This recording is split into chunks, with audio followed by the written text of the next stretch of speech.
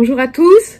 À l'occasion du printemps Isopus, on va essayer d'aborder la question de l'équilibre alimentaire et de quelle façon on peut changer son alimentation pour aller mieux.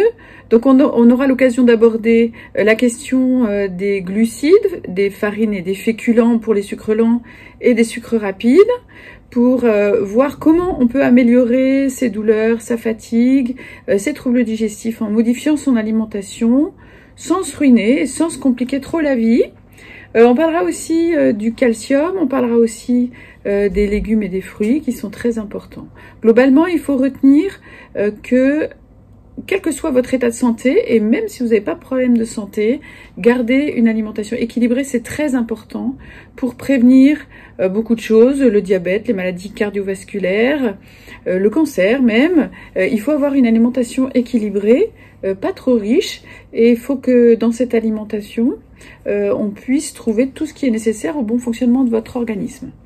Alors au cours de la fibromyalgie, on sait aujourd'hui qu'il y a un déséquilibre de la flore intestinale avec une flore qui est trop abondante, c'est ce qu'on appelle la pullulation intestinale chronique du grêle ou SIBO en anglais, et que cette flore est déséquilibrée. Ça fait l'objet d'une étude assez poussée qui a été publiée en 2019 par les Québécois, et ça montre en fait que dans un certain nombre de maladies, on trouve des déséquilibres de flore qui sont assez spécifiques. On trouve ça dans le diabète, on est en train d'étudier ça donc chez les obèses par exemple.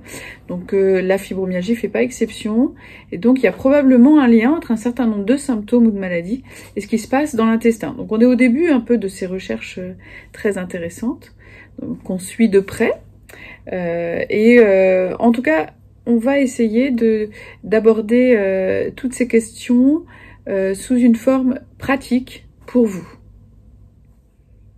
Alors aujourd'hui, on parle de la farine et des féculents.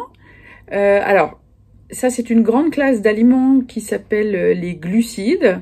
Donc dans les glucides, donc ce sont les sucres. Les sucres, on distingue les sucres lents et les sucres rapides. Les sucres rapides, c'est tous les sucres qui vont sucrer vos aliments, qui vont leur donner un goût sucré.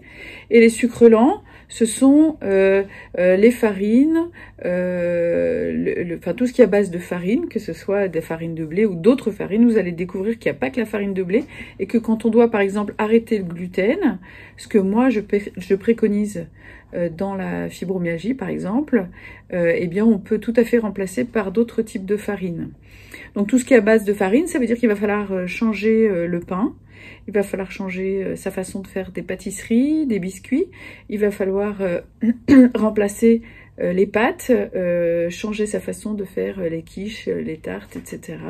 Donc c'est tout un mode d'alimentation à changer, mais c'est très important. On fait des enquêtes régulièrement depuis 10 ans qu'on propose ce changement alimentaire, et les résultats sont très intéressants.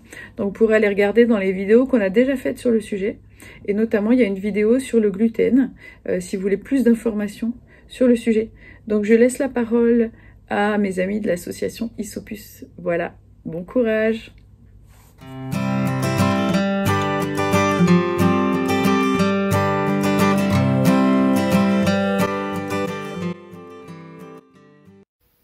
Bonjour à toutes et à tous, bienvenue dans cette vidéo. Aujourd'hui on va parler céréales, féculents, fécules. Alors attention, vous êtes prêts, des termes un peu différents, mais pour parler un peu des ingrédients phares qui vont nous aider à tenir voilà, dans notre estomac plus longtemps, parce que les féculents, ça nous donne de l'énergie.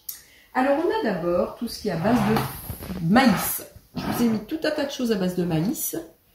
On a tout ce qui est à base de riz, le millet, pommes de terre et patates douces, le quinoa, on a le sarrasin et le tapioca, le manioc si vous préférez.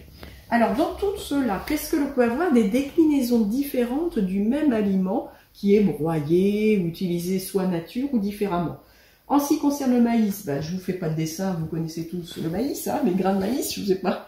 Voilà, le grain de maïs. Ensuite, vous avez les pâtes au maïs, vous avez la farine de maïs, la fécule de maïs ou maïzena, comme on dit traditionnellement, et la semoule de maïs.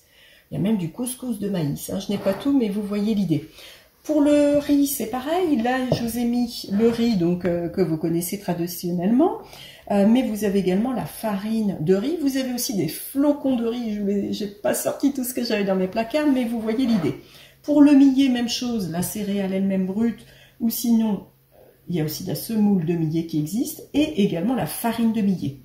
Pour le quinoa, voilà. Et ensuite, pour le sarrasin, là, je n'ai pas les grains de sarrasin, mais j'ai la farine de sarrasin que vous connaissez également. Et puis donc, le tapioca, voilà. Et voilà.